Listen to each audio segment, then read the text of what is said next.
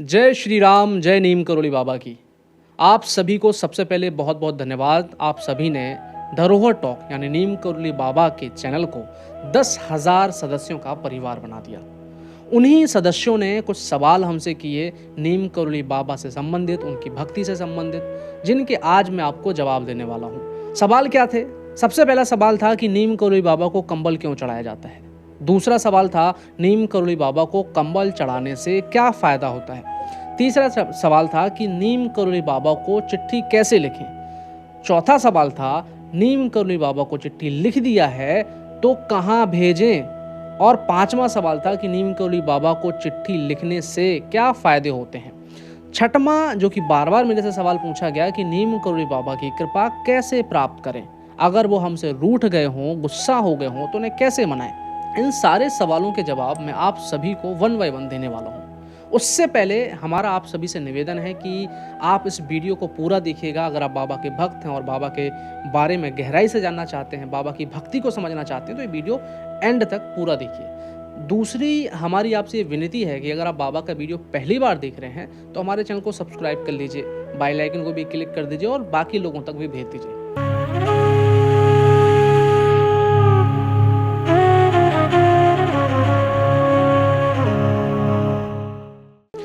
अब आते हैं सीधा नीम करोली बाबा को कंबल क्यों चढ़ाया जाता है। नीम करोली बाबा को कंबल चढ़ाने के पीछे एक बहुत ही महत्वपूर्ण घटना है। जब नीम करोली बाबा एक बुजुर्ग दंपति के यहाँ जाते हैं, रात रुकते हैं, उनके यहाँ भोजन करते हैं और रात्रि में ही वहाँ पे रुक जाते हैं, आराम करते हैं, विश्राम करते हैं। बुजुर्ग दंपति नीम करोली बाबा को कंबल देते हैं, तख्त पे उनका जो है बिस्तर लगा देते हैं और बाबा वहाँ पे आराम करते हैं।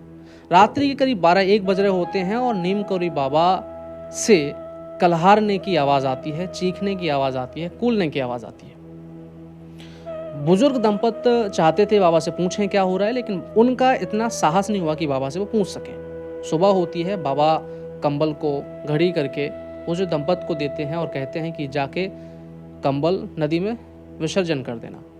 चले जाते हैं। बुजुर्ग दंपति कंफ्यूज थे कि बाबा ऐसा क्यों कहें, लेकिन बाबा की आज्ञा का पालन करना था।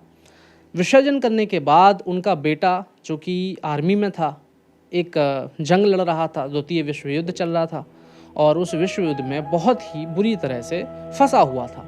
तो वो बताता है जब घर आता है कि मेरे पास एक कोई बुजुर्ग व्यक्ति आया और उसने मुझे कंबल ओढ़ने के लिए दिया और फिर मैं जंग लड़ रहा था तो चारों तरफ से दुश्मनों ने मुझे घेर रखा था। हज़ारों गोलियां चारों तरफ से मेरी ओर आ रही थी, लेकिन मुझे कुछ नहीं हुआ। ताज्जुब की बात है कि कुछ देर बाद मैंने उस बुजुर्ग को देखा तो ना वो बूढ़ा आदमी दिखा और कंबल भी नहीं दिखा। ये चमत्कार से कम नहीं था। तो लोगों का ऐसा मानना है कि जब नीम करोली बाबा को आप कंबल चढ़ाते हैं और पुजारी आपको कंबल चढ़ा के आपको वापस देते हैं और फिर उस कंबल को अपने घर पे लेके आते हैं, तो लोगों का मानना है कि कंबल आपकी सारी विपदाओं को, बुरी ताकतों को, बुरी एनर्जी को, सारे विघ्न बाधाओं को वहीं से दूर भगा देता है, अपने ऊपर ले लेता है, बाबा अपने ऊपर ले लेते हैं। ऐसा बाबा की मान्यता है। तो जब भी आप बाबा के दर्शन करने जाएं किसी भी मंदिर में तो उनको कंबल अर्पित करें और अगर हो सके तो बाबा को ये कंबल उड़ाएं और उस कंबल को उड़ाने के बाद पुजारी खुद आपको वापस दे देंगे और आप घर में रख लेंगे उस कंबल को। तो आपको कभी कोई बुराई छू नहीं सकेगी, कोई विपत्ति, कोई मुश्किल, कोई तकलीफ आपको हाथ भी नहीं लगा पाएगी। दूसरा, जो आप पूछ रहे थे कि बाबा को कंबल चढ़ाने के क्या फ़ायदे हैं, तो वो भी इसी चीज़ में क्लियर हो गया कि अगर आप बाबा को भक्ति भाव से कंबल अर्पित करते हैं, वही प्रसाद रूप में आप घर ले आते हैं और उसको अपने मंदिर में, अपने ऑफिस में, कार्यालय में रखते हैं, तो आपको हर बुरी एनर्जी से आपको बचाएगा। आपके जीवन में सारे सफलता के रास्ते खोल देगा। आप तरक्की करेंगे, उन्नति करेंगे और नियमित रूप से बाबा की सेवा करते रहेंगे। तीसरा था कि नीम करोली बाबा को चिट्ठी कैसे लिखें। नीम करोली बाबा को चिट्ठी लिखने के लिए आपको भाव चाहिए, आस्था चाहिए, श्रद्धा चाहिए, बाबा के प्रति समर्पण चाहिए। जब मैंने पहली बार बाबा को चिट्ठी लिखी तो मैं इतना रो रहा था कि मेरा चिट्ठी का जो पन्ना है, जो पेज है, वो गीला हो गया था आंसुओं से। तो चिट्ठी लिखने के लिए भाव चाहिए। आपको कोई स्क्रिप्टेड नहीं चाहिए कि आप किसी से पूछेंगे, किसी से लिखवाएंगे। आपको अपने मन के भाव लिखने हैं। आप रोते हुए लिखिए, हंसते हुए लिखिए। बाबा जो है ना, वो भाव समझते हैं, स्क्रिप्ट नहीं समझते, भाषा नहीं समझते। बाबा समझते हैं भाव, आपने लिखा कैसे। और जब आप चिट्ठी लिख रहे होते हैं तब बाबा खुद देख रहे होते हैं। चिट्ठी तो बाद में पहुंचेगी नीम करोली बाबा के पास, उससे पहले बाबा चिट्ठी देख रहे होते हैं कि आप लिख रहे होंगे। ठीक है। चौथा सवाल था कि चिट्ठी कहाँ भेजें, तो चिट्ठी देखिए मैंने नीम करोली बाबा को चिट्ठी कैंची धाम भेजी थी। कैंची धाम जो कि नैनीताल में है, बाबा का परम धाम है, वहाँ मैंने चिट्ठी पोस्ट की थी। चौथा जो सवाल है वो है चिट्ठी लिखने के क्या फ़ायदे हैं। देखिए चिट्ठी लिखने के फ़ायदे तो ये हैं कि आपका मन हल्का हो जाता है। सबसे पहले आप बाबा को सारी वेदनाएं, सारी तकलीफ़ें, सारे अपने जीवन में जो बुरी घटनाएं घट रही हैं वो बता देते हैं, तो आपका मन हल्का हो जाता है। और उसके बाद क्या फ़ायदा होगा यह चिट्ठी लिखने के, भेजने के बाद आपको पता चलेगा। बाबा हमारे बहुत शक्तिशाली हैं और जब चिट्ठी आपकी वहाँ पहुँचेगी तो ये समझ लीजिए कि बाबा के पास चिट्ठी पहुंच गई है, बाबा ने आपकी अर्जी ले ली है, बाबा ने आपकी मुश्किलों का, सारी बाधाओं का संज्ञान खुद ले लिया है। अब बाबा खुद उसका हल करेंगे और किसी को करने की जरूरत नहीं है। ये बाबा को चिट्ठी लिखने के फ़ायदे हैं। पाँचवा जो सवाल था, पाँचवा भी मुझे लग रहा है क्लियर होगा। छठवां जो सवाल था, बहुत बड़ा सवाल था कि नीम करोली बाबा जो संत हैं उनको कैसे मनाएं, उनकी कृपा कैसे प्राप्त करें। और कई बार मेरे साथ ऐसा हुआ कि मैं कैंची धाम पहले गया और मेरे जीवन में अचानक से चेंजेस आया, मेरी ज़िंदगी सही हो गई, लेकिन उसके बाद मेरी ज़िंदगी में परिवर्तन फिर से चालू हुआ और मेरा डाउनफॉल चालू हो गया। तो नीम करोली बाबा क्या रूठ गए हैं, और रूठ गए हैं तो कैसे मनाएं। देखिए जब भी आप सफल होते हैं तो कुछ गलत काम करने लगते हैं, कुछ ऐसी आदतें आपके अंदर हो जाती हैं जो बाबा नहीं चाहते कि हमारे भक्तों में हो, तो बाबा जाहिर सी बात है रूठ जाएंगे। क्योंकि बाबा का संबंध, भक्त और भगवान का जो संबंध है वो बड़ा अनन्य है, अलौकिक है, उसके बारे में हम बता नहीं सकते आपको। तो बाबा अगर रूठ गए हैं तो उनको मनाएं कैसे, ये मैं आपको बता सकता हूँ। नीम करोली बाबा सिद्धि माँ को बहुत माना करते थे। अगर आप नीम करोली बाबा को मनाना चाहते हैं, वो रूठ गए हैं, गुस्सा हो गए हैं, तो सबसे पहले तो आप बाबा से ही माफ़ी मांग लीजिए। बाबा से ही उनको नतमस्तक होके, उनके चरणों में समर्पण होके कह दीजिए कि जो गलती हुई क्षमा करिए, आज के बाद गलती नहीं करेंगे, और अगर मैं गलत मार्ग पर जाता हूँ तो आप मेरा जो मार्ग है वो बंद कर दीजिएगा और मुझे सत्य मार्ग पर लेके आइएगा। ये पहले बाबा से बात कर दीजिएगा। दूसरा, आपसे जो गलतियाँ हुई हैं वो स्वीकार कर लीजिएगा, क्योंकि देखिए बाबा है, शक्तिशाली हैं, दिव्य परमात्मा है, त्रिकालदर्शी हैं, उनसे कुछ छुपा थोड़ी होगा। आप सोचेंगे कि उनसे छुपा लेंगे, बाबा को कुछ पता नहीं चलेगा, ऐसा नहीं है।